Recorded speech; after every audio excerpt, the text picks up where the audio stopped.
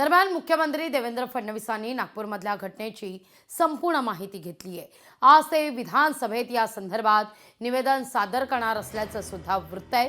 काल नागपूरमध्ये रात्रीच्या दरम्यान दोन गटांमध्ये औरंगजेबाच्या कबरीच्या वादातून तुफान दगडफेक झाली होती। त्यामुळे मुख्यमंत्री आज सभागृहात काय निवेदन देणार याकडे सगळ्यांच्याच नजर आहे।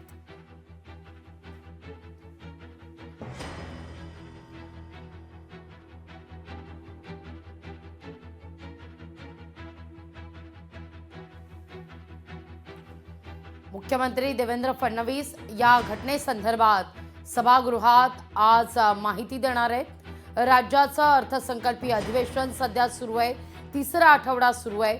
त्याच दरम्यान काल नागपूरमध्ये जी घटना घडली त्या घटनेनंतर आता मात्र राज्य सरकारच्या वतीनं सभागृहात निवेदन सादर केलं जाईल। नागपूरमध्ये रात्रीच्या दरम्यान दोन गटांमध्ये औरंगजेबाच्या कबरीच्या वादातून तुफान दगडफेक झालेली होती। या प्रकरणी आता नागपूरमध्ये तगडा बंदोबस्त सुद्धा ठेवण्यात आलेला आहे। चंद्रशेखर बावनकुळे, देवेंद्र फडणवीस स्वतः या सगळ्या परिस्थितीवर लक्ष ठेवून आहेत। रात्री उशिरा सागर बंगल्यावर फडणवीसांचं निवासस्थान सागर बंगल्यावर बैठक सुद्धा झाली चंद्रशेखर बावनकुळे यांच्या समवेत।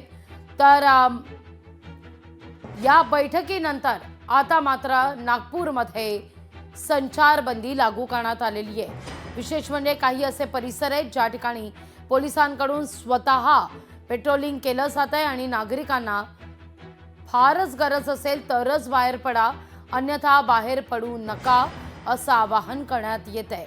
आता या सगळ्या घटनेनंतर राज्याचे मुख्यमंत्री देवेंद्र फडणवीस विधानसभेत आज निवेदन सादर करतील।